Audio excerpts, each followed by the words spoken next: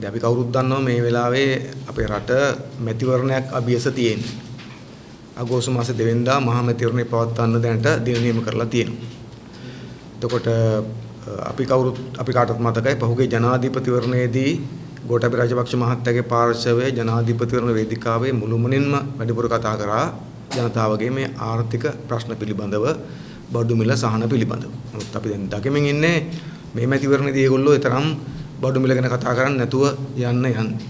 ජනතාවගේ සහන ගැන වැඩි කතා කරන්න යන්නේ නැහැ. ඒ වෙනුවට එක්ක ජාතිවාදයේ අවුස්සන නැත්තම් නිලධාරීන්ට බනින ඒ වගේ නිකන් අර සමාජයේ ඇත්ත ප්‍රශ්න යට කරපු වෙන ප්‍රශ්න මතු කරමින් යන එක තමයි පේන්න තියෙන්නේ. සමාජයේ ඇත්ත ප්‍රශ්න ගණනාවක් තියෙනවා. ආණ්ඩුව ඡන්ද කාලේ හදන පොරොන්දු වෙච්ච කිසිවක් නිර්මාණලා නැහැ. ආර්ථිකය හැදිලා නැහැ, බඩු මිල අඩු වෙලා නැහැ, සහන ලැබිලා නැහැ. ඊට අමතරව ඒගොල්ලෝ පොරොන්දු වෙච්ච අර බයෙන් සැකෙන්තරෝ ජීවත් වෙන්න පුළුවන් රට නිර්මාණලා නැහැ. විනය හැදිලා නැහැ. ඒ නිසා මොකක්වත් නැතුව තියෙන නිසා දැන් මේ ප්‍රශ්න යට කරමින් යන්න උත්සාහ කරමින් ඉන්නවා. ඒ නිසා ඒකට වෙන දේවල් නිලධාරීන්ට බයින එක කියන්නේ ආණ්ඩුවේ පව් ආණ්ඩුවේ වැරදි නිලධාරීන් මත පටවලා ඇඟ බේර ගැනීම උත්සාහයක් දරමින් ඉන්නවා. දැන් ඒක ඇතුලේ අපි කල්පනා කරොත් එහෙම පහුගිය ජනාධිපතිවරණ කාලේ ගෝඨාභය රාජපක්ෂ මහත්තයා ඇතුළු කණ්ඩායම විශාල ප්‍රචාරයක් ගෙනිච්චා ඒගොල්ලන්ගේ ආණ්ඩුවක් තුල ජනතාවට විශාල වශයෙන් සහන දෙනවා කියලා. තෙල් මිල අඩු කරනවා කිව්වා, බඩු මිල අඩු කරනවා කිව්වා. මට මතකයි සමහරට විමල් විරන්ස මහත්තයා වගේ කට්ටිය වේදිකාවල පිරිය පුප්පගෙන ගෑ ගහලා කිව්වා අඩු කරන භාණ්ඩ ලයිස්තුවක් කිව්වා. ආල් සීනි පිටි ලුණු හාල් මැස්සෝ කරවල අරග මේක ගෑස් මේ જાති ඔක්කොම මෙච්චර අඩු කරන නිසා ගෝඨාභය රාජපක්ෂ එන්නේ සහන මල්ලක් කරන් කියලා තමයි කිව්වේ. හැබැයි දැන් මොකදලා තියෙන්නේ මේ සහන මල්ලට ගුල්ලෝ ගහලාද? සහන මල්ල ඇත්තෙම නැහැ. දැන් ඇහුවොත් යන්නේ කොයිද මල්ලේ පොල් තමයි දැන් තියෙන්නේ. ඒ නිසා සහන දෙන්න කතා කරලා බඩු මිල අඩු කරන කතා කරලා මේ පහුගිය කාලේ ගත්තොත් එහෙම විශාල වශයෙන් ජනතාවට දරා ගන්න බැරි මට්ටමකට බඩු මිල වැඩි කරලා තියෙනවා. ඊට අමතරව මේ බඩු මිල ගැන සංවාදය මතු කරන්නේ නැතුව ඒක යට ගහලා ඒ වෙනුවට නිකන් ජනප්‍රිය තලයේ සංවාද සමාජයට අරගෙන තියෙනවා. දැන් අපි අත්‍තරම් කල්පනා කරලා බැලුවොත් එහෙම දැන් පහුගිය කාලේ අපේ රට ওই මාස කිහිපයක් මේ කොරෝනා වසංගතේ මුණ දීලා දුෂ්කරතා මාරුකම් සහිතව ඉන්නේ. එහෙම ඉන්න වෙලාවක ජනතාවට සහන දෙන්න ඕන වෙලාවක මුදල් ඇමතිවරයා හැටියට මහින්ද රාජපක්ෂ මහත්තයා මොකද්ද කරේ? ඔව් අගමැති මුදල් ඇමති හැටියට පහුගිය මැයි මාසේ 21 වෙනිදා ගැසට් නිවේදනයක් මගින් අපේ රටේ භාණ්ඩ 26කට භාණ්ඩ වර්ග 26කට විශේෂ බදු පැනෙවුවා. එතකොට මේ තියෙන්නේ ඔහු ගහපු ගැසට් නිවේදනය. එතකොට මේකට අනුව ගත්තොත් එහෙම මේකේ ගහලම් තියෙන්නේ 2007 අංක 48 දරන විශේෂ වෙළඳ භාණ්ඩ බදු පනතේ දෙවෙනි වගන්ති යටතේ මා වෙත පැවරී ඇත්තේ බලතල ප්‍රකාර ශ්‍රී ලංකා ප්‍රජාතාන්ත්‍රික සමාජවාදී ජනරාජ්‍ය මුදල් ආර්ථික හා ප්‍රතිපත්ති සංවර්ධන අමාත්‍ය මහින්ද රාජපක්ෂ වන මම මේ උපලේඛනයේ පළවෙනි තීරයේ නිශ්චිත දක්වා ඇති වෙළඳ භාණ්ඩ සම්බන්ධයෙන් ඒ උපලේඛනයේ දෙවන තීරයේ අනුරූප සටහන් වල නිශ්චිත දක්වා ඇති අනු ප්‍රමාණ මත විශේෂ වෙළඳ භාණ්ඩක් මේන් නියම පනෝමි. ඊට පස්සේ මේක මේ මාස 22 සිට ක්‍රියාත්මක කරලා තියෙනවා. මේක අනුගතොත් එහෙනම් භාණ්ඩ වර්ග 26ක් තියෙනවා බදු ගහලා භාණ්ඩ 70ක් විතර මේකට ඉතිලා තියෙනවා. එතකොට ඒකේ යටතේ අල වලට බදු ගහනවා. අර්ථාපල රුපියල් 50ක බද්දා. ලූණු වලට 50ක බද්දා. සුදු ලූණු වලට රුපියල් 50ක බද්දා. අපි ගත්තොත් වීලි මේ මිරිස් වලට සාමාන්‍ය වීලි මිරිස් වලට රුපියල් 100ක බද්දා. කුඩු කළ මිරිස් වලට 125ක බද්දා රුපියල් කිලෝග්‍රෑම් එකට. කිලෝග්‍රෑම් ඊළඟට අපව ගත්තොත් එහෙම සැමන් වලට රුපියල් 100ක බද්දා කිලෝග්‍රෑමයට. සීනි වලට රුපියල් 50ක බද්දා. එතකොට මේ විදිහට විශාල බදු ප්‍රමාණයක් මම ප්‍රධානීව කිව්වේ බදු ප්‍රමාණයක් පනවලා තියෙනවා. එතකොට දැන් මහින්ද රාජපක්ෂලා ගෝඨාභය රාජපක්ෂ මහත්තයලා මෙතිවරණ කාලේ කතා කරේ ජනතාවට සහන දෙන්න බදු බර වැඩි දරා ගන්න බැස බඩු මිල අඩු කරන්න. නමුත් දැන් මේ ජනතාව අමාරුවෙන් ඉන්න වෙලාවක කර්මාන්ත බිඳ වැටිලා රස්සාවල් නැති වෙලා ආදායම් මාර්ග නැ හිටලා ගෙවල් වලට හිර වෙලා ජීවත් වෙන අමාරුවෙන් ඉන්න වෙලාවක සහන දෙන්න ඕන වෙලාවක තමයි මේ මාස 21 වෙනිදා මේ ගැසට් එක ගහලා භාණ්ඩ මිල වැඩි කරන්නේ. දැන් ඒකේ ප්‍රතිඵල දැන් එන්න පටන් ගන්න නිසා දැන් රට පුරාම ගත්තොත් එහෙම භාණ්ඩ මිල වැඩි. ඉතින් විශේෂයෙන් ගත්තොත් මේ ආණ්ඩුව මම දිගටම මේ භාණ්ඩ සම්බන්ධයෙන් ওই පරිප්පු සහ සැමන් එක්කනේ ගනුදෙනු කරමින් ගියේ. පරිප්පු සහ සැමන් තමයි ආණ්ඩුවේ ප්‍රධාන බඩු මිල අඩු කිරීමේ භාණ්ඩ බවට පත් වෙලා තිබුණේ.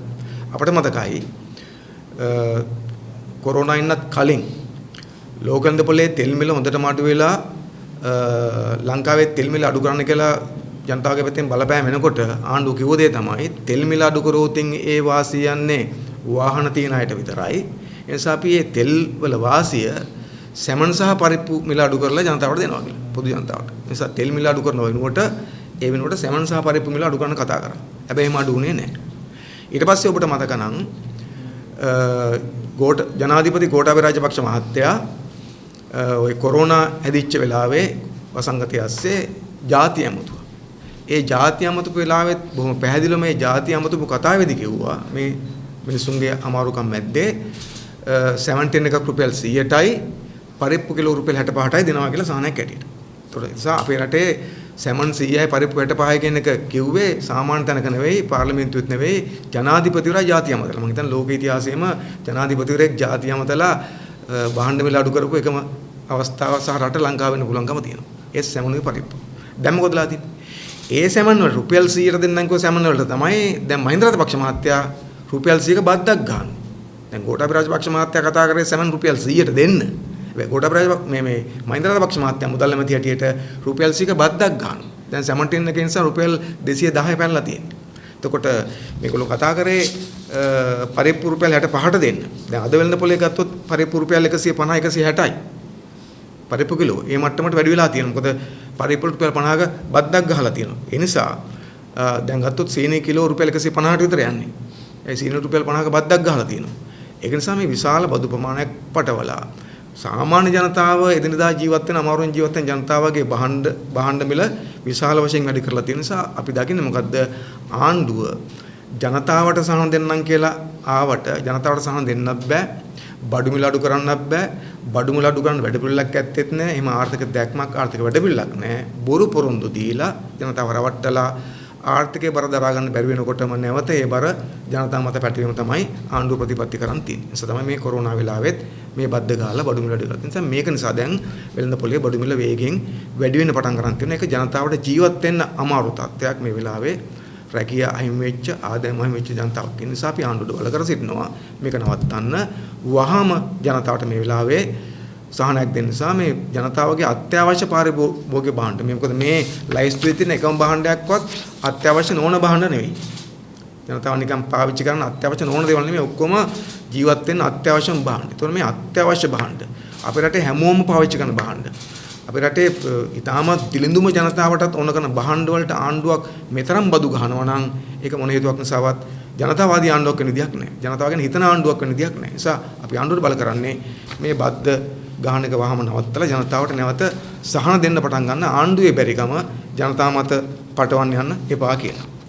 ඒතකොට ඒ අස්සෙම අනෙක් පැත්තේ අපි දකිනවා මේ භාණ්ඩත් එක්ක ගත්තොත් එහෙම දැන් මේ භාණ්ඩ මෙහෙම වැඩි වෙද්දී අනෙක් පැත්තෙන් ගත්තම හාල් මිල වැඩි වෙලා. දැන් අපි දන්නවා ඇත්ත ගත්තොත් එහෙම වෙළඳ පොලේ හාල් ගන්න ගියොත් ඕනම හාල් වර්ගයක් රුපියල් 100ට එහා තමයි තියෙන්නේ. ඒතකොට ඒ ගත්තොත් එහෙම මේ හාල් මිල වැඩි වෙනකොට මේ ආණ්ඩුවේ ගත්ත ප්‍රතිපත්තිය මොකක්ද? අපිට මතකයි කොරෝනා එන්නත් කලින්ම සහල් මිල වැඩි වෙන වෙලාවක ජනාධිපතිවරයා පත් වෙච්ච ගාම සහල් මිල වැඩි කියන මත එනකොටම ජනාධිපතිවරයා මොකද කරේ?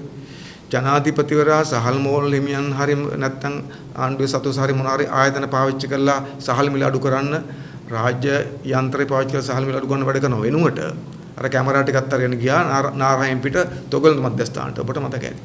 දැන් ටික දවසක් තමයි මේකට. එතකොට තොගලඳ මධ්‍යස්ථානට ගිහිල්ලා එතන කවුන්ටරේ වඩලා තොගලඳ වගේ ජනාධිපතිකම පැත්තක තියලා එයා තොගලඳ වෙලා ටික වෙලාවකට හතර වටේට කෝල් දැම්මා මිල ගණන් අහා. හැබැයි හාල් මිල සතයක්වත් අඩු වුණේ නැහැ. එහෙම අඩු කරන්න බැරි වුණා. හාල් මිල දෙකට වැඩි වුණා. ඊට පස්සේ පහුගිය දවස්වල ගත්තමත් ආයෙ හාල් මිල වෙනකොට ගෝඨාභය රාජපක්ෂ මහත්තයලා ආණ්ඩුව මැදිහත් වෙලා ගැසට් එකක් ගහලා කිව්වා සහල් වල උපරිම සිල්ලර මිල රුපියල් 90යි කියලා. නාඩු සහල් වල උපරිම සිල්ලර මිල රුපියල් 90යි කියලා කිව්වා. 90යි කියලා අර ආණ්ඩු නිලධාරි කණ්ඩායමත් අරගෙන විශේෂයෙන්ම හමුදාවෙන් පත් කරපු නිලධාරි මාතෘත් අරගෙන ඔය තොග වෙළඳ මධ්‍යස්ථාන වලට ඊට පස්සේ කුඩා මෝල්ලිමියම් වෙන්න කියලා අපිට මතකයි ඒගොල්ලන් ටිකක් සරපරුසලස් කතාත් කරා. මම දැක මාධ්‍යවල පෙන්නනවා සමහර අයට කියනවා මේ ගානට දුන්න නැත්නම් කන කුඩු වෙන ගහනවා හරි මොකක් හරි කා නේද? කන කුඩු කරන කතාත් කිව්වා. හැබැයි එහෙම කරලා ගියා ඩඩ්ලි සිල්සර් මහත්තයා ගාවට.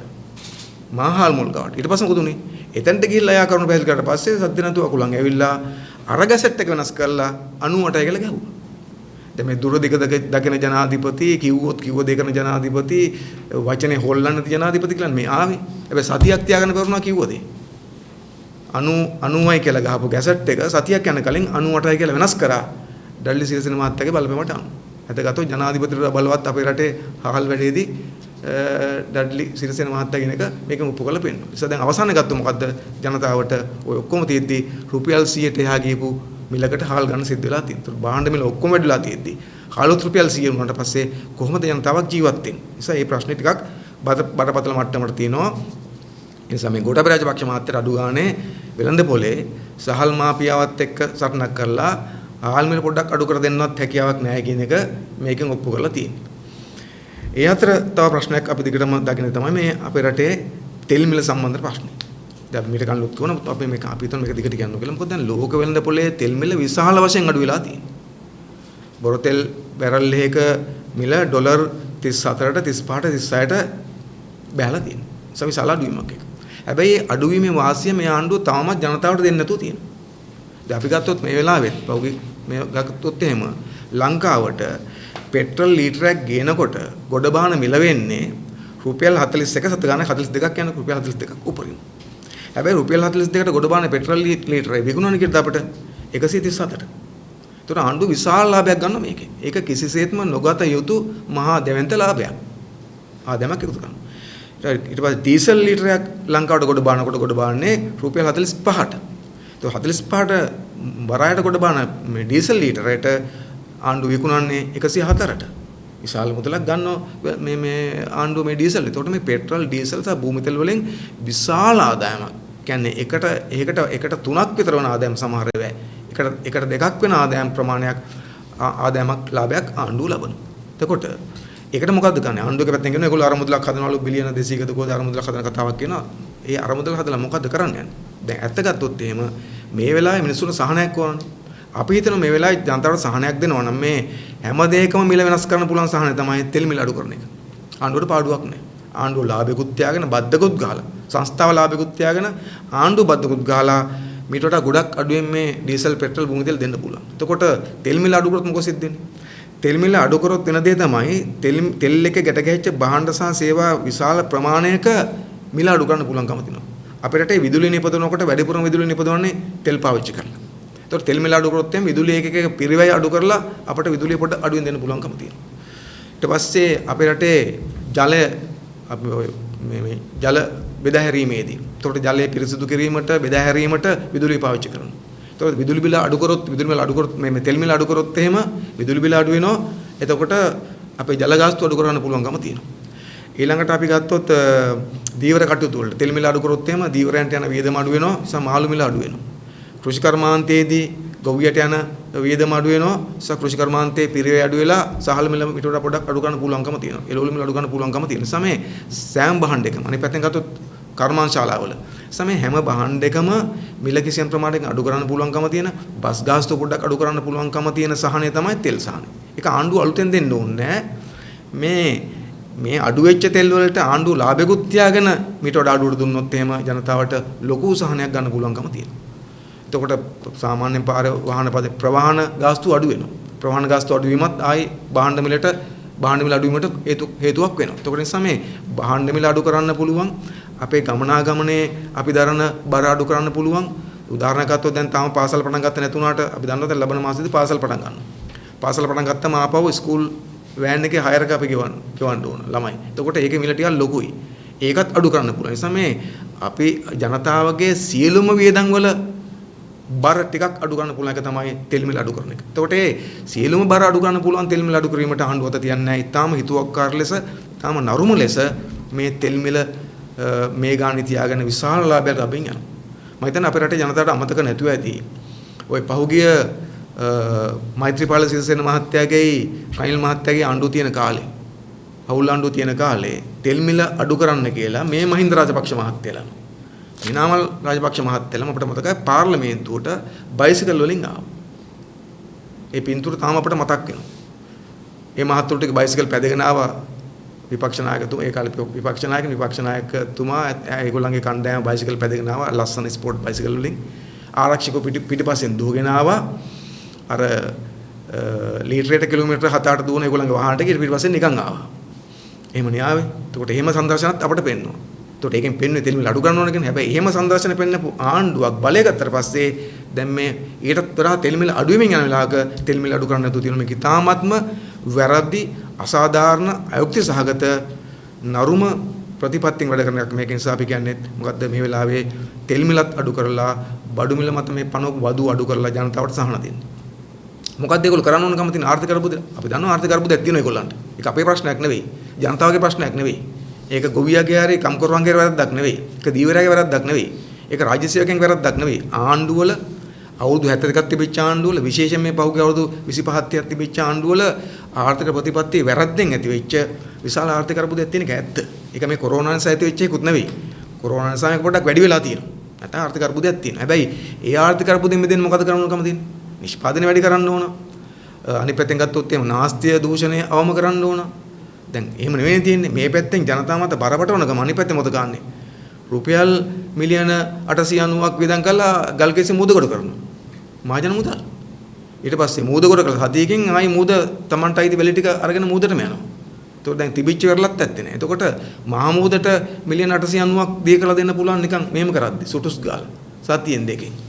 ඒකට වගේ කියන කවුරුවක්වත් නෑ. හිර යන කවුරුවක්වත් නෑ. ප්‍රශ්න කරන කවුරුවක්වත් නෑ. දඬුවම් විඳින කවුරුවක්වත් නෑ.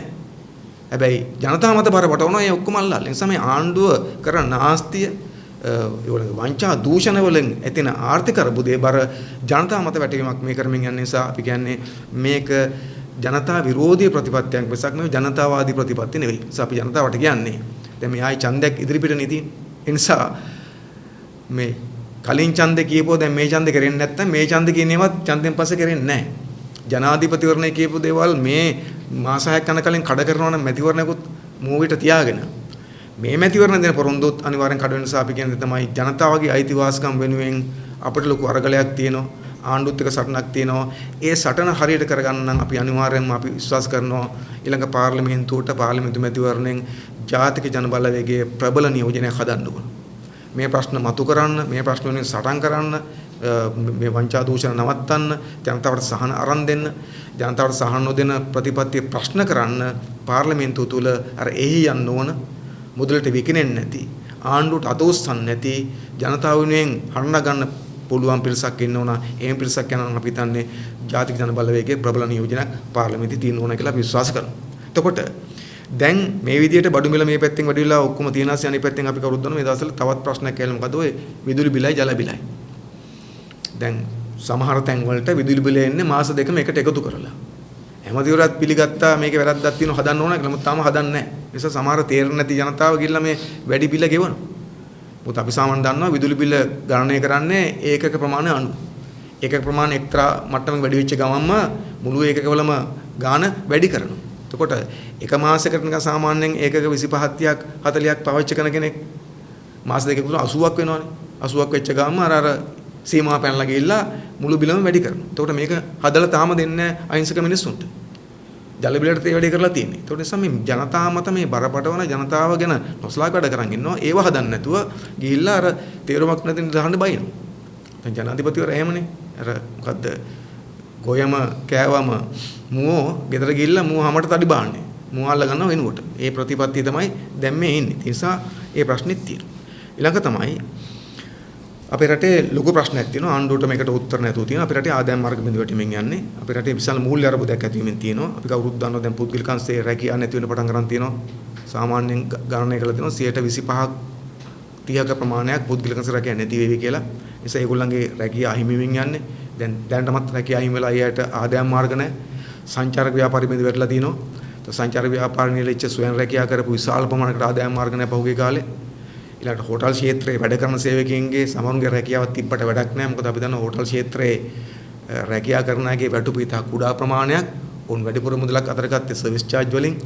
එතකොට ඒවා ලැබෙන්නේ සංචාරකයෝ આવොත් විතරයි. නිසා මේ විදිහට වැඩ කරපු අයගේ සාමාන්‍ය ජනතාවගේ ආදායම් මාර්ග විශාල වශයෙන් අඩු වෙන්න පටන් ගන්න තියෙනවා. එතකොට මේ අමාරුකම් තිබෙද්දි තමයි ආණ්ඩුව මේ තාම අසාධාරණ විදිහට ජනතාව මත බදු බර පටවලා තියෙන්නේ. කොට අනිත් පැත්තෙන් ගත්තොත් අපි දකින දේ තමයි ආණ්ඩුව විශාල මූල්‍ය අර්බුදයක් තියෙනවා. ඒගොල්ලෝ සමත් වෙලා නැහැ මේ මූල්‍ය අර්බුදය පාලනය කරගන්න. ඒ නිසා දැන් වෙලා තියෙන්නේ මොකද්ද? දැන් ප්‍රශ්නේ තමයි දැන් ආණ්ඩුව පහුගිය කාලයේ පුරාම ඔය කොරෝනා කාලෙත් කිව්වා හැමතිස්සෙම සහන දෙන්න ජනතාවට. ඒ නිසා ඔය ණයගත්තු අයගේ ණය වාරික කල් දාලා දෙන්න කතා කරා.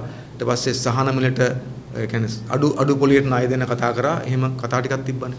නමුත් ඇත්ත ගත්තොත් දැන් ඒක මහ පොළොවේ සිද්ධ වෙන්නේ නැහැ. මේක තියෙන අර කතාව දෝලාවෙන් ගමන පයින් වගේ වැඩක් මේ තියෙන්නේ. ඒ කියන්නේ ජනාධිපතිවරයා පුවත්පත් නිවේදන ජනාධිපති මාධ්‍යංශයෙන් පුවත්පත් නිවේදනයක් නිකුත් කරලා කියනවා ඊට පස්සේ අර මේ ව්‍යාපාර වලට 4% අඩු පොලියට ණය දෙනවා කියලා. නැත්තම් ණය ගත්තු අයට ලීසින් වාහන ලීසින් කරලා ගත්තු අයගේ ණය වාරික මාස 3කට සහන කාලයක් කල් දෙනවා කියලා කියනවා. ඒ කියන්නේ මොකෙන්ද?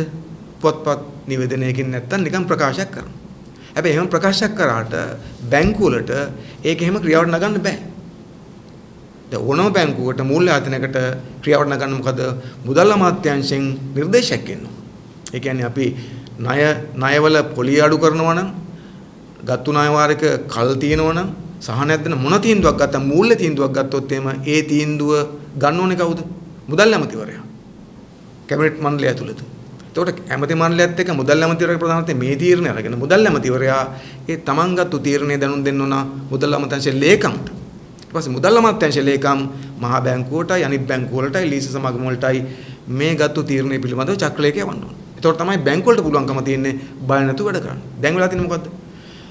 බැංකු වලට මේ ගන්න තීරණ පිළිබඳව නිල දැනුම් දීම කරන්නේ නැතුව නිකන් ජනප්‍රියත්වයට මාධ්‍ය සාකච්ඡා වලින් නැත්නම් මාධ්‍ය නිවේදන වලින් මේ සහන දුන්නා කියලා කියනවා. හැබැයි ඒක සිද්ධ වෙන්නේ නැහැ. ඒකට මිනිස්සු අහන්න පටන් ගන්න කෝ සහන කියලා. දැන් පොඩි කාලේ අපි දැක්කා අර ත්‍රිවිල් රතරිදුරන්ගේ සංගමේ සභාපතිවරයා ඝාතනය වෙනවා. සුනිල්. ඇයි ඝාතනය වෙන්නේ? ලීසින් සමාගමකට ගිහිල්ලා එයාගේ යත් එක වැඩ කරන කෙනෙක්ගේ වාහනේ ලීසින් එක ගැන අහන්න. වාහනේ උස්සපේ ගැන අහන්න. ඒකට ඒ ප්‍රශ්නේ අහන්න ගියාම ඒගොල්ලෝ මේ වාහනේ ලීසින් ගෙවන්න නැතුව ඉන්නේ මේ සහනයක් තිබුණා කියන විශ්වාසය මතනේ. ඒකට මේ ඒ විශ්වාසය ඇති ආණ්ඩුවනේ. ඒක අහන්න ගියාට පස්සේ වෙන තමයි ඒක අහන්න ගිය මනුස්සයට මහා පාරදී මේ ගුටි කාලා මැරෙන සිද්ධ වෙනවා. ඒකට ඒක පැත්තෙන් ගත්තොත් ඒක ගෝඨාභය රාජපක්ෂ මහත්තයාට බැරි වෙලා තියෙනවා මිනිසුන්ට ආරක්ෂා සමාජයක් හදන්න. දෙක තමයි මේ සහන දෙන්නම්කුවට ඒ සහන දෙන එක සම්බන්ධයෙන් හරියට ඒ ආයතනවලට අදාළ නියෝග දැනුම් දීම් කරන්න අසමත් වෙලා තියෙනවා. ඉතින් මේ අසමත් වීම වල අවසන් ප්‍රතිඵල වෙන්නේ මොකද්ද? සමාජයෙන් එනකොට ප්‍රතිවිරෝධය, සමාජයෙන් එනකොට විවේචනය. ගෝඨාභය රාජපක්ෂ මහත්තයලා වැරද්ද හදා ගන්න උනට මොකද ගන්නෙ? නිලධාරියන් හම්බෙලා නිලධාරි ගෙන්නලා ඕන්ට බැනවදින ප්‍රසිද්ධිය. ඉතින් අපි කවුරුත් දැක්ක පොගි දවස්වල මහ බැංකුවේ නිලධාරි ගෙනල්ලා ඕන්ට ප්‍රසිද්ධිය බැනවදිනවා. විශේෂම ඔය 104 සහන ණය ව්‍යාපෘති දුවන්නේ නැහැ කියලා. ඔය 104ට සහන ණයක් දෙන්න කියලා කිව්වා මේ ව්‍යාපාර වැටිච්ච, කර්මාන්ත වැටිච්ච සුළු හා මධ්‍ය පරිමාණ විශාල ව්‍යාපාරික ප්‍රමාණයක් ඉන්නවා. උන්ට මේක නැවත පටන් ගන්න. නමුත් ඇත්තකට දැන් කීපයක් අරන් තියෙනවා. අරන් තියෙන්නේ ඒතරම් ලොකු හානියක් නැති මහා පරිමාණ කට්ටිය අරන් තියෙන්නේ. ගත්තු කට්ටියත් බොහෝ විට ආණ්ඩුවට කිට්ටු කට්ටිය තමයි අරගෙන තියෙන්නේ. ගොඩක් කරන්නේ ඒක. ලැබෙන්න ඕන මොකද ලැබිලා නැහැ. ඒතර මේ ප්‍රශ්නේ මතුවලා එනකොට මොකදලා තියෙන්නේ?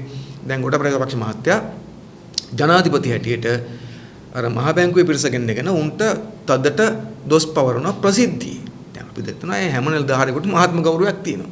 නිලධාරියෙක් වැරද්දක් කරොත් එයාට විනයානුකූලව වැඩ කරන්න පුළුවන්කම තියෙනවා. හැබැයි නිලධාරියෙන් ගෙන්නගෙන ජනාධිපති පවර් එක පාවිච්චි කරලා නිලධාරියන්ට ප්‍රසිද්ධිය බනිද්දී වැරද්ද තමන් ගාව තියෙද්දී අපි හිතන්නේ ඒක සාධාරණ නැහැ කියලා.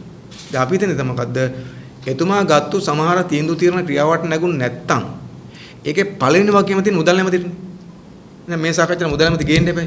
මුදල් නැමතිට බයින්න එපා. මහින්ද රාජපක්ෂ මුදල් නැමති.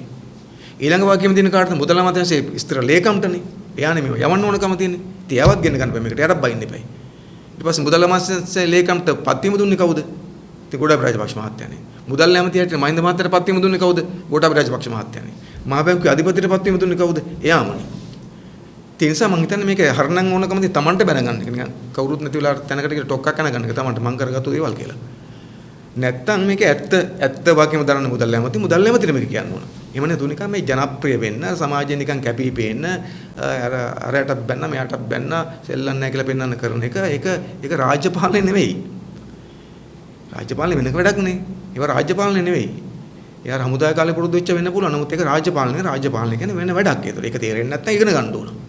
දැන් මේනේද මොකක්ද මේ නිලධාරි මහත්තුරු අපහසුතාවපත් නිලධාරි මහත්තුරුන්ගේ අඩුපාඩුකම් තියෙන පුළුවන් වැඩ තියෙන පුළුවන් ඒකට වෙනම ක්‍රියාමාර්ග ගන්න. හැබැයි ප්‍රසිද්ධිය හැමෝටම බයින් එක අපි හිතන්නේ හොඳ දෙයක් නෙවෙයි.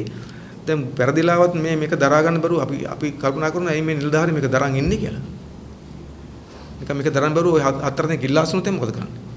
ඒ නිසා මේ රටේ ප්‍රශ්න විසඳීමට ප්‍රවේශ වෙන්න ඕන ඇත්ත මාර්ගයේ පැත්තක තියෙද්දී නිකන් මේ බොරුවට සද්ද බද්ද දාලා කෑකෝ ගහන්නේවා ඒව නිකන් අර හන්දියේ චන්ඩින්ගේ වැඩ මිසක් රාජ්‍ය පාලනයේ පරණතර රාජ්‍ය පාලකයන්ගේ වැඩ නෙවෙයි කියලා අපි කියන්නේ.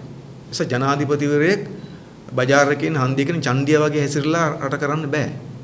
ජනාධිපතිවරයෙක් පරිණත රාජ්‍ය පාලකයෙක් වෙන්න ඕන.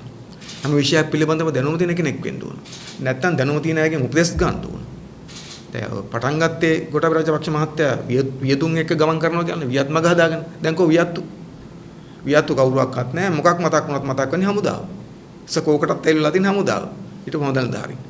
ඒ නිසා අඩු ගානේ මේ තමන් කරන කාර්යයට ඕන කරන හැකියාව තියෙන මිනිස්සයා කවුද කියලා තෝරගන්න බැරි කෙනෙක් නම් ජනාධිපතිකම කරන්නේ අපි හිතන්නේ අපේ රටේ අනාගතය තමයි වරපතල වෙන පුළුවන්කමක් තියෙනවා. ඒ නිසා තමයි අපි කියන්නේ ඉදිරි මැතිවරණ ඉතා තීරණාත්මකයි. මේ මැතිවරණයේදී ජනතාව හොඳම තීන්දුවක් ගත්තේ නැත්නම් රටේ අනාගතය ඉතාම අනුතුරුදායක තත්ත්වයක තියෙන නිසා අපි කියන්නේ අපේ රටේ ජනතාවට මේක කල්පනා කරලා ජනතාවගේ අයිතිවාසිකම් වෙනුවෙන් සටන් කරන්න පුළුවන් පාර්ලිමේන්තුවක් හදාගන්න. ජනතාවගේ අයිතිවාසිකම් රකින්න පුළුවන් පාර්ලිමේන්තුවක් හදාගන්න. නැතුව එහියන්ගේ මුදලට විකිනෙන්නන්ගේ පැතිමාරු කරන්නන්ගේ පාර්ලිමේන්තුවක් හදන්න යන්න එපා. ඒ වෙනුවට වැඩි බලයක් පාර්ලිමේන්තුව තුල වැඩි ඉඩක් වැඩි නියෝජනයක් ප්‍රබල නියෝජනයක් ජාතික ජන බලවේගයේ අපේක්ෂකයන් වෙනුවෙන් මන්ත්‍රීවරුන් වෙනුවෙන් හදන්න කියලා අපි ඉල්ලීමක් කරනවා. ඉතින් එහෙම කරමින් අවසාන වශයෙන් ගත්තොත් මට කියන්න තියෙන්නේ දැන් මේ ඔක්කොම ASCII අපේ රටේ ජනතාව තව පීඩාවක් දෙන දැන් මේ ණය පීඩාව. දැන් රට ලෝකෙට ණයයි. අපි කවුරුත් දන්න දේ. රට ලෝකෙට ණයයි සාමාන්‍ය ගත්තොත් එක පුරවැසියා ලක්ෂ 6ක් විතර වෙන මට්ටමට දැන් ණය වෙලා තියෙනවා. ඒ ණය ගෙවා ගන්න බැරුව තියෙනවා. ඒ නිසා චීනෙන් ඉන්දියාවෙන් ඉල්ලීමකුත් කරා අපේ ණය වාරයක පොඩ්ඩක් කල් දාලා දෙන්න කියලා ඒගොල්ලෝ එකඟ වෙලා තියෙනවා ඒකට. ලංකාවේ ණය වාරේ කල් දාලා දෙන්න. තව ණය ගන්නත් හදනවා. දැන් මේ රට කරගන්න බැරුව. ඒතර රට ලෝකෙට ණය වෙලා තියෙන පැත්තෙන් ගත්තොත් ලංකාවේ ජනතාව විශාල වශයෙන් රට ඇතුලේ ණය. ග්‍රාමීය ජනතාව 60ක් 70ක් ණයකාරයෝ. ග්‍රාමීය ජනතාව, දිනුදු ජනතාව. ඒතර මොකද ඒගොල්ලෝ අර ඉතා කුඩා ආයතන ශුද්‍ර මූල්‍ය සමාගම් කියලා අපි කියන්නේ. මේ ශුද්‍ර මූල්‍ය සමාගම් වලින් ආයතන වලින් විශාල වශයෙන් ණය අරන් තියෙනවා. ලොකු ණය නෙවෙයි රුපියල් 10000යි 15000යි 20000යි 25000 වගේ පොඩුකුත් ණය. හැබැයි මේ ණය ගත්ත අයට ණය ගෙවා ගන්න බැරුව ඉන්නවා. අපි දැක්ක පොගදස්ල වාර්තාවල තියෙන සාමාන්‍ය ගත්තොත් තමයි 30කට කිට්ටු ප්‍රමාණයක් මේ ණය ගත්ත අය ගම්වල දිවිනසාගෙන තියෙනවා. 30කට අසන් ප්‍රමාණයක් දිවිනසාගෙන තියෙන ණය ගෙවා ගන්න බැරුව. මේ සමහර ආයතන ණයවල පොලිය 200යි 250යි අතිශය වැඩි. කියන්නේ පොලිය සමහරව දෛනික පොලිය තියෙනවා. පොලිය 200 250 විශාල පොලිය තියෙනවා. ඒතර මේවා පාලනය කරන කවුරක්වත් නැහැ. මේවා සමාගම් පන්ති ලියාපදිංචිලා තිබ්බට මේ ගොඩක් ඒවා බැංකුවේ මහ බැංකුවේ ලියාපදිංචිලා නැහැ. මහ බැංකුවම කිව්ව පොගදස්සල නිවේදනයක් දාලා මහ බැංකුවේ ලියාපදිංචි වෙච්ච නැති මේ වගේ මූල්‍ය ආයතන 11800ක් තියෙනවා කියලා. මහ බැංකුවේ ලියාපදිංචි වෙච්ච නැති මෙවැනි මූල්‍ය ආයතන සමාගම් පන්ති ලියාපදිංචි වෙච්ච නමුත් මහ බැංකුවේ ලියාපදිංචිලා නැහැ. මහ බැංකුව වග කියන්නේ ඒ නිසා කොච්චර තියෙනවද 11800ක් 12000කට කිට්ටු. ඉතින් මේ සම්බන්ධයෙන් ආණ්ඩු ගන්න පියවර මොකද්ද? මහ බැංකුව ගන්න පියවර මොකද්ද මේවට උත්තර? මේවට මූල්‍ය කටයුතු කරන තහනම් කරනවා. මිනිස්සු අමාරු වැඩනවා. දැන් ඔය අර මරුන් කනුනේත් ඒ જાතියේ මූල්‍ය සමාගම තමයි. ඒතකොට ඒ නිසා මේ ගම්වල තියෙන කුඩා මේ මූල්‍ය සමාගම වලට ජනතාවට ණය දීලා ණය කරගෙන අධික පොලියයි කරලා ගම් තුල විශාල ඛේද වාචකයක් තියෙනවා. ඒ නිසා අපි ආණ්ඩුවට කියන්නේ මොකද්ද? මෙන්න මේ ශුද්‍ර මූල්‍ය සමාගම් වල මේ ණය ඛේද වාචකෙන් අපේ රට ජනතාව බේර ගන්නවා. ග්‍රාමීය ජනතාව බේර ගන්නවා. සමේ ග්‍රාමීය ජනයා මේ ණය උගුලෙන් බේර ගන්න ආණ්ඩුවට තියෙන වැඩපිළිවෙල මොකද්ද? දැන් කතා කරන්නේ. ඡන්ද කාලේ කතා කරා මේක. දැන් කතා කරන්නේ. එහෙම වැඩපිළිවෙලක් නැහැ. ගොඩක් ඔය ශුද්ධ මූල්‍ය ණය දෙන ආයතන එක්ක ආණ්ඩුවට උදව් කරන කට්ටිය. ඡන්දෙට සල් දෙන කට්ටිය. ඒ නිසා ඒ අරුබුද එක පැත්තක තියෙනවා. අනෙක් පැත්තෙන් ගත්තොත් එහෙම මූල්‍ය සමාගම් බිඳ වැටෙමින් යනවා. අපි ළඟම උදාහරණ තමයි ද ෆිනෑන්ස් සමාගම. ඒක බිඳ වැටුණා. දැන් මොකද්ද කියන්නේ? කවුද වගේ? ද ෆිනෑන්ස් සමාගම ආණ්ඩුවට පවර ගත්තේ 2010 අවුරුද්දේ මහින්ද රාජපක්ෂ මහත්තයා ඉන්න කාලේ. මූල්‍ය සමාගම් කීපයක් වැටෙtti. ඒ පවර ගන්න වෙලාව වෙනකොට ද ෆිනෑන්ස් සමාගම මූල්‍ය සමාගම ලාභ ලබන ආයතනයක්. පාඩු ලැබුණේ නැහැ. හැබැයි මේ පෞගේ අවුරුදු 10ක් දෙගොල්ල මාරුවට මේක කාලා. මහින්ද රාජපක්ෂ මහත්තයා කාලේ අවුරුදු 5ක් තිබුණා. ඊට පස්සේ මේ පෞගේ කාලේ 5ක් තිබුණා. මේ දෙගොල්ල මාරුවට මේක කාලා විනාශ කරලා දැන් පෞගේ මැයි 22 වෙනිදා මේක වැහුවා. එතකොට තැම්පතු කරෝ ඉන්නෝ 14500ක්. sorry 1,45,000 තැන්පතුකරුවෝ 1,45,000ක් ඉන්නවා මේක ඇතුලේ. එතකොට රුපියල් මිලියන 26,000ක තැන්පතු දාලා තියෙනවා. මිලියන 26,000ක තැන්පතු දාලා තියෙනවා. ඒතර මේ තැන්පතුකරුවන්ගෙන් 90% විතර ප්‍රමාණයක් ලක්ෂ 60ට වඩා අඩුවෙන් තැන්පත් කරපුවා. ඒ කියන්නේ මොකද්ද මේ කියන්නේ මේ සාමාන්‍ය මිනිස්සු දුප්පත් මිනිස්සු ඉඩමක් වෙකුල්ලා නැත්නම් රට ගිහිල්ලා ඇවිල්ලා සල්ලි දාගත්තු අය. මහා පරිමාණ මේ සල්ලිකාරු නෙවෙයි. එතකොට දැන් ඒගොල්ලෝ ජීවත් වුණේ ඔගේ පොලියෙන්. දැන් පොලිය හම්බෙන්නේ නැහැ. මුදල කවදා හම්බෙද කියලා දන්නේ නැහැ. එතකොට ඒවට මේක මහා බැංකුව නම් පාලනය කරේ කවුද වගේ ආණ්ඩුව මේකට වග කියන්න බෑ. වග කියන්නේ නැහැ.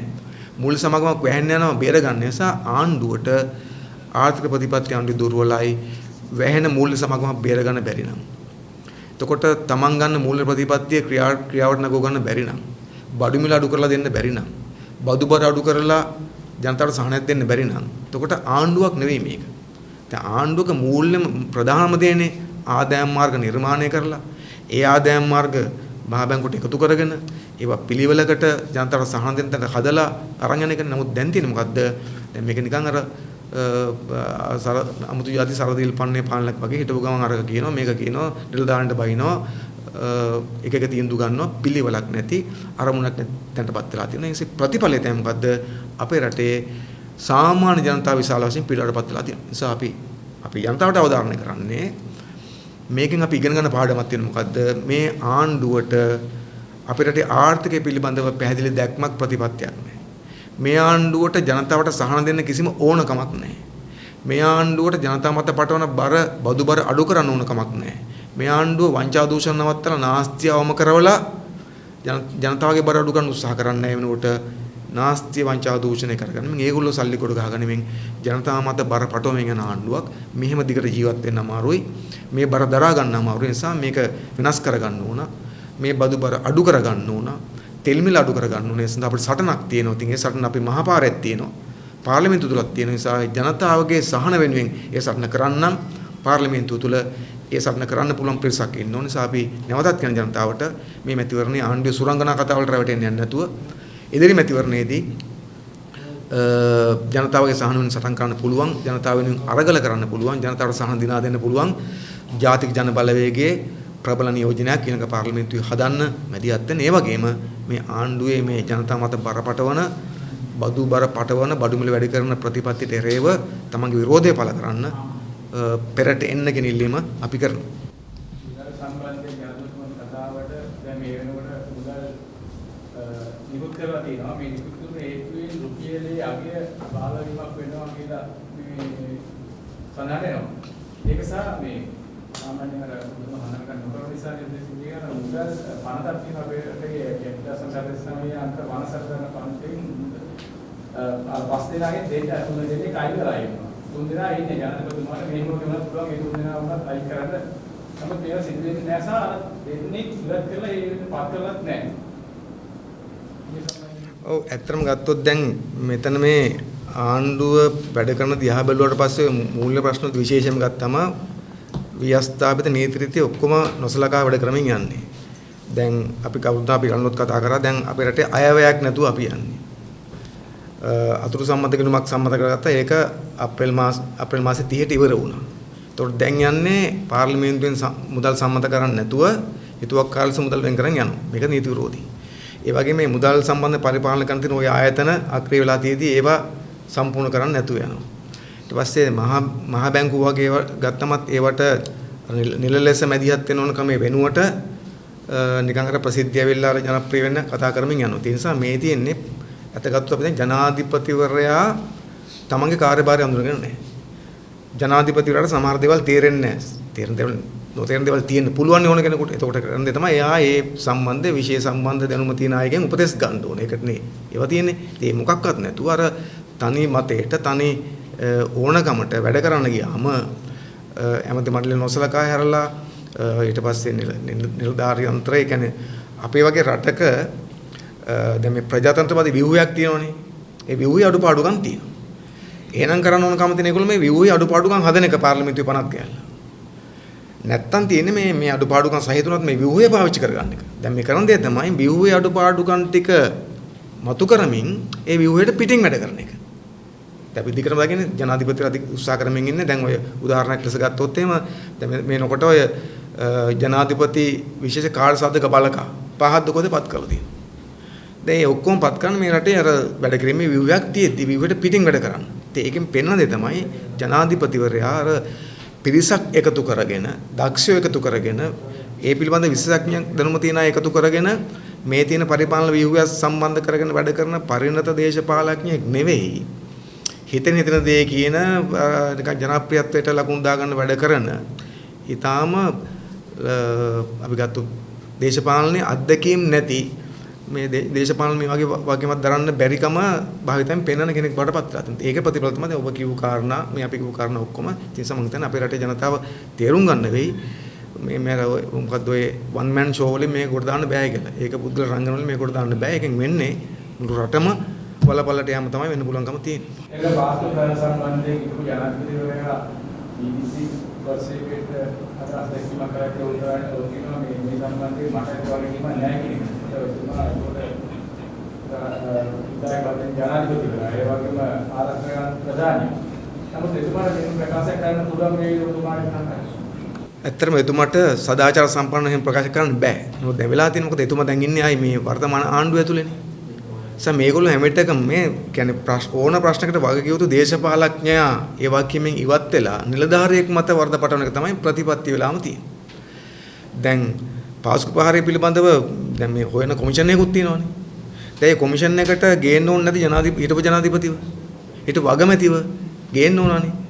ආරක්ෂක ලේකම්ව ගේන්න ඕනනේ. දැන් එහෙම කරන්නේ නැතුව අර හිටපු පොලිස්පතිතුමයි ඔය වගේ නිලධාරි කීප දෙනෙක් සම්බන්ධ කරගෙන තව පිරිස් එකතු කරගෙන අර Tamanට කිසි ප්‍රශ්නයක් නැතුව දඩයන් කරන්න පුළුවන් කට්ටිය දඩයන් කරනවා. ඒගොල්ලෝ සම්බන්ධ පරීක්ෂණ කරනවා. හැබැයි අර මේකේ ඇත්ත වාක්‍යම ගන්න අය සම්බන්ධ කතා කරන්නේ නැහැ. දැන් අපි හිතනවා මෛත්‍රීපාල සිරිසේන මහත්තයා ඔය කොමිෂන් ගේන්නේ නැහැ. ගේන්නේ නැත්තේ ඇයි? කවුද මේ ගේන්නේ වෙන්නේ? මේ සැරේ මේ මහින්ද රාජපක්ෂ මහත්තයාලා ඡන්දය ඉල්ලන පක්ෂයේ සභාපතිවරයා. මොකද මේ මෛත්‍රීපාල මහත්තයා දැන් අරගොල්ලන්ගේ අලුතෙන් හදපු සංවිධාන සභාපති කරන්න තියෙන්නේ. ඒ නිසා මේගොල්ලන්ගේ ප්‍රතිපත්තියම තමයි ඒ දේශපාලඥයෙක් කොටේ ඉන්නේ. එකට ඉන්නේ. එකිනෙකා රකින්න පිට ගහ ගන්නවා. දැන් මහ බැංකු බැඳුම් කර ප්‍රශ්න ගන්නකෝ. මහ බැංකු බැඳුම් කර ප්‍රශ්න ගත්තම මේකේ ප්‍රධානම ජීවිතයට විරුද්ධ දැන් නීති ක්‍රියාත්මක කරන්න බැරිද? අපි දන්නවා රවි කරුණාක මහත්තයාට ඇමතිකමක් දාලා යන සිද්ධ වුණා. එතුමා ගයක් ගත්තා කියලා LOCSK. දෙයකට පරීක්ෂණයක් මොකක්වත් නැහැ නේ. ඊට පස්සේ ඒ කාලේ ওই මහින්ද රාජපක්ෂ මහත්තයලා තදර කෑගව මේකේ රනිල් තමයි ප්‍රධානිය කියලා. ඉතින් දැන් ඒගොල්ලන්ගේ ආණ්ඩුවක් මාසයක් තිස්සම ගන්නකො අතරම් කොට පරීක්ෂණ කරනකො නෑ රනිල් මහත්තයා පැත්තක කවුද රවි කරුණාක මහත්තයා පැත්තක දේශපාලඥයා පැත්තක තියලා අර නිලධාරියෙක් තමයි මේ ගනුදෙනු යන්නේ. නිසා අර පහත් තැනින් යයි ගලා ජලයේ එකේ තමයි මේගොල්ලෝ ඉන්නේ. නිසා අපි ජනතාවට කියන්න කැමතිනේ මේ එකම අපරාධ කල්ලියක් එකම පොර කල්ලියක් එක පෞල් කණ්ඩායමක් එකතු වෙලා බොරුවට අර රණ්ඩුවක් දිනව පෙන්නලා ඒකිනක ආරක්ෂා කරගනිමින් ජනතා මත බරවටවන එකයි ඒගොල්ලන්ට ප්‍රශ්නයක් නැති අය මත වරද බටවල වර්ධ නිදහසන එක තමයි කරමින් යන්නේ. ඒකට තාමත් මේ කෙකරකා ඉන්න මේ HCC ගිවිසුම් සම්බන්ධයෙන් රජය යහපත් පිළිතුරක් ලබා දීලා නැහැ. ඔබතුමාලා මොන වගේ පිළිතුරක් දෙන්නද? අපි දන්නවා අපි මම දැන් ළඟදී ඒ එක්සත් ජනපදයේ නිලධාරීවරයෙකුත් කියලා තිබුණා මැතිවරණයෙන් පස්සේ මේ සම්බන්ධ තීන්දුව ගන්න නිසා යහපත් ප්‍රතිඵලයක් යහපත් ප්‍රතිචාරයක් බලාපොරොත්තු වෙනවා කියලා ඒගොල්ලෝ. ඒ කියන්නේ මේ තියෙන්නේ මොකද්ද? MCC ගිවිසුම් පිළිබඳ ඒගොල්ලෝ තියෙන MCC ගිවිසුම බරපතල හානියක් තමයි. හැබැයි ඒ තියෙන එකටත් වඩා වැඩි බිල්ලක් මැව්වා. දැන් වෙලා තියෙන්නේ මොකද මේක අස්සම් කරන්න සිද්ධ වෙලා. අස්සම් නොකර බැරි වෙලා. මේක අස්සම් කරනවා අපි දන් තාලට නම්. නමුත් ඒක අස්සම් කිරීම ප්‍රමාද කරනවා මේ ඡන්දේ කටුවට තියෙන නිසා. නිසා පාර්ලිමේන්තු මැතිවරණය අවසන් වෙච්ච ගමන්ම ඔය ඔක්කොම ගිවිසුම් ටික ආපහු අවසන් කරනවා කියලා තමයි අපි විශ්වාස කරන්නේ. රාජපක්ෂ ප්‍රකාශ කර දිනවා මේ ගෝඨාභය රාජපක්ෂ මහත්තයා ආරක්ෂක දෙකන්වලයි ඉන්න කාලේ කියුව අතරම කෙනෙක් සම්බන්ධයෙන් පස් දෙනෙක් ඒ පස් දෙනාගේ එක්කෙනෙක් ඔබතුමාගේ නායකයා නම් කරලා තියෙනවා. මේක යම් සත්‍යාවක් තියෙනවද? දැන් මෙහෙමනේ දැන් ඔය සම්බන්ධයෙන් දැන් මේ කොමිෂන් එකකුත් දාලා තියෙනවානේ. කොමිෂන් එකෙත් ඔය සාක්ෂි දෙන්න ඕන අයගේ නම් 17ක් තියෙනවා. ඒ 17 ඇතුළත අපේ පක්ෂ නායක අනුර දිසානායක කවුරුගේ නමක් තිබුණා. ඉතින් අපි බොහොම කැමැත්තෙන් ඉන්නවා මේ කොමිසමට යන්න. මොකද අපි කවදාකවත් තොරතුරු දත්ත සාක්ෂි නැතුව කිසි කෙනෙකුට චෝදනා ඉදිරිපත් කරලා නැහැ. අපි කාටට චෝදනාවක් කරනවා පැමිණිල්ලක් කරනවා නම් ඒ පැමිණිල්ල ඉදිරිපත් කරන්නේම ඒක ඔප්පු කර ගැනීම සඳහා තියෙන සීළු සාධක අපි ගාව තියෙනවා නම් විතරයි. සැක මත පැමිණිලි කරන්නේ නැහැ. අපි සැක මත අර්ධ තොරතුරු මත චෝදනා කරන්නේ නැහැ. ඉතින් ඒ නිසා අපි එවන්ගාඩ් සම්බන්ධ චෝදනාවක් තියෙනවා. එවන්ගාඩ් චෝදනාව තමයි හිටපු ආරක්ෂක ලේකම් ගෝඨාභය රාජපක්ෂ මහත්තයා අයිති ඒකට. ඉතින් ඒ සම්බන්ධ හිටපු ජනාධිපතිවරයා පරීක්ෂණයක් කරා. ඉතින් අපි දැන් එතුමා ඒ හිටපු ජනාධිපතිවරයා කරු පරීක්ෂණ වාර්තාවේ තියෙන එක හංගන් එන්නේ ඒක දාලා නැහැ එළියට. ඉතින් ඒ කාලේ ඒ සම්බන්ධ පරීක්ෂණ පවත්වනකොට ප්‍රශ්න කරන්න යනකොට කටුත්තර ගන්න යනකොට ගෝඨාභය රාජපක්ෂ මහත්තයා අධිකරණයට ගිහිල්ලා ඒව වළක්ව ගත්තා. එතකොට හරනම් නිවැරදි නම් ඉදිරියට වෙලා කියන කරුණු කියන තිබ්බනේ. දැන් ආපෝසරයක් මේ වැරද්ද ගැන පැමිණිලි කරපු ආණ්ඩුවට වෙච්ච මහා විශාල මූල්‍ය පාඩුවක් නවත්තලා ඒක නැවත ආණ්ඩුවට නායක හැමතට අරන් දෙන්න මැදිහත් වෙච්ච ඒ සම්බන්ධයෙන් පැමිණිලි කරපු අපෙන් අහනවා නම් එයි මේ කරේ කියලා අපි ලෑස්ති එකට උත්තර දෙන්න. නිසා අපි හිතනවා අපිටත් මේ වේදිකාවක් නැතුව හිටියේ මේ තැනක් නැතුව හිටියේ මේක කියා ගන්න. දැන් ඒගොල්ලෝ තැනක් හදා දීලා තියෙන නිසා අපි ලෑස්ති තොරතුරු ෆයිල් ඔක්කොම අරගෙන ගිහිල්ලා අපි ඉල්ලීමකුත් කරනවා අපිට ඉඩ දෙන්න කියලා ඒකට. ඒ නිසා මේ අපරාධය කරේ කවුද? උනේ කොහොමද? වෙච්ච පාඩුව මොකද්ද? ඒක නතර කරලා පස්සේ වෙච්ච ලාභය මොකද්ද? මේ අපරාධයට වග කියන්න කවුද කියන සම්බන්ධයෙන් අපිට හොඳටම කරුණු පැහැදිලි ගන්න පුළුවන්කම තියෙනවා. නිසා අපි ලෑස්ති මේ කොමිෂන් එකේදී මේක කතා බහ කරන්න. ඔබතුමා අදහස් දක්වන වෙලාවේ කොහොම මූල්‍ය සමාගම යන්නේ සාලිසි සමාගම 11000 ප්‍රමාණය මේ රටේ තියෙනවා. හැබැයි රජයේ මේ වෙනතේ කිසිම පියවරක් අරගෙන නැහැ කියන්නේ. හැබැයි අපි දැක්කා ඊයේ කමිටුවක් පත් කළා කියලා දින 14ක් ඇතුළත ඒ සියලුම මේ රටේ තුල තියෙන සමාගම් සම්බන්ධව වාර්තාව සපයන්න කියලා. දැන් එහෙම කිරීම ඉතින් සුබදායි නැද්ද? ප්‍රශ්නේ තියෙන්නේ දැන් ඔය සමාගම් ලියාපදිංචුනේ ගිය සතියේ නෙවෙයිනේ.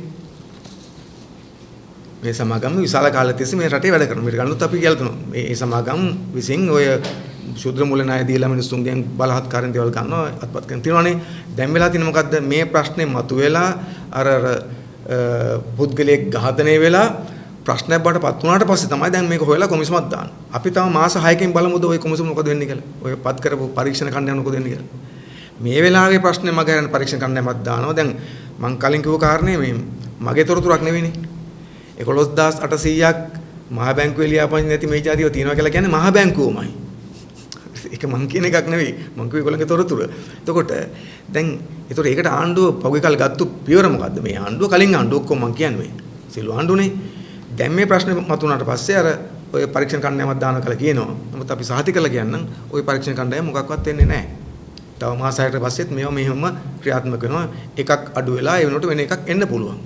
ඔක තමයි වෙන්නේ. මහ බැංකුවේ වගකීම තමයි ආයතන සොයා බැලීම සහ නියාමනය කිරීම. එහෙම සිදු නොවු නිසා නේද ජනාධිපතිතුමා මේ නිලධාරීන්ගේ ගෙනල්ලා දෝෂාරෝපණය කරේ? මහ බැංකුවේ වගකීමක් ඒක හොයන එක. මහ බැංකුවේ වගකීමක් තමයි මේ ණය දෙන්නේ ගුවනම් අඩු පොලියට ඒක දෙන එක. එතකොට මේ මහ බැංකුවේ වගකීම නියාමනය කරන්න ඕන එක නා කවුද? මුදල් අමාත්‍යාංශ ලේකම්වරයා. මුදල් අමාත්‍යාංශ ලේකම්වරයා නියාමනය කරන්න ඕන කවුද? මුදල් ඇමතිවරයා. එතකොට අපි අහන ප්‍රශ්න තමයි මේක මේ ඊයේ වෙච්ච එකක් නෙවෙයි මේ කාලෙත් තිස්සේ වෙච්ච දේ. එතකොට ඒකේ වගකීම මුලින්ම ගන්න ඕනේ කවුද? මුදල් අමාත්‍යාංශයේ ලේකමට වගකීමක් තියෙනවා. ඇයි යා මේ මහ බැංකුවේ මේ දේවල් හෙව්ව බැලුවේ නැති කියලා. එතකොට මුදල් ඇමතිවරයාට වගකීමක් තියෙනවා. ඇයි යා මේ පිළිබඳ මුදල් අමාත්‍යාංශ ලේකම ලව්ව හොයාගත්තේ නැති කියලා. නිසා අපි කියන්නේ මේ ප්‍රශ්නේ පටන් ගන්න ඕන තැන මුලින්ම වගකීම තැනක් තියෙනවානේ. එතනට වගකීම පවරන්න නැතුව ඒගොල්ලෝ නිදහස් කරලා සේවකයන් විතරක් දොස් කියන එක ප්‍රසිද්ධියේ ඒක වැරදි ඒක කැතයි අවලස්සනයි ඒක අශිෂ්ටයි අපි කියන්නේ පරීක්ෂණයක් පවත්වලා වැරදි කරපු කට්ටියන දඬුවම් කරන්නකො ප්‍රශ්නයක් නැහැ. හැබැයි මෙතන වෙච්ච එකේ වාක්‍යම කවුද බාර ගන්නව ගම තියෙන්නේ? මේකට දේශපාලන නායකත්වයෙන් දෙන කට්ටිය වාක්‍යම බාර ගන්න එපා. ජයග්‍රහණ එනකොට දේශපාලන නායකයෝ ජයග්‍රහණේ බාර ගන්නයි අර්බුදයක් වඩට පස්සේ අර්බුදයේ නිලධාරී පිටින් එවලා උන්ට තඩි බාන්නයි ඒක හොඳ ප්‍රතිපත්තියක් නෙවෙයි. අපි කියන්නේ අපි මේ පෙනේ ඉන්නේ නිලධාරීන් වෙනුවෙන් නෙවෙයි. අපි දන්නවා අපේ රටේ රාජ්‍ය සේවයේ නිලධාරී වාදයක් තියෙනවා. ඒක ඇතුළ වැරදි කරන කට්ටියක් ඉන්නවා. හැබැයි ඔක්කොම නෙවෙයි. අවංක මිනිස්සු ගොඩකුත් ඉන්නවා. හොඳ මිනිස්සු ගොඩක් ඉන්නවා. අවංක වැඩ කරන ලෑස්ති මිනිස්සු ඉන්නවා. ඉතින් ඒ නිසා මේ හැමෝටම බැන්නට පස්සේ වෙන දේ තමයි අර වැරදි කරපු මිනිහත් බැනුම් අහනවා. වැරදි නැතුව ඇත්තට අවංක වැඩ කරන මිනිහත් බැනුම් අහනවා. ඒක හොඳ නැහැ. ඒගොල්ලන්ගේ පෞරුෂයට හොඳ නැහැ. රටට හොඳ නැහැ. හොඳ නැහැ නේද? ඒ නිසා වැරද්ද කරපු කෙනෙක් ඉන්නවා නිශ්චිතව යා හොයාගෙන එයාට ක්‍රියාමාර්ග ගන්න එකයි. මේවා හරියටම නියාමනය කරලා හොයලා බලලා පාලනය කරන එකයි ආණ්ඩුවේ වගකීමක්. ආණ්ඩුවේ වගකීම ඉටු කරලා නැහැ කියන තමයි අපේ මේ චෝදනාව තියෙන්නේ.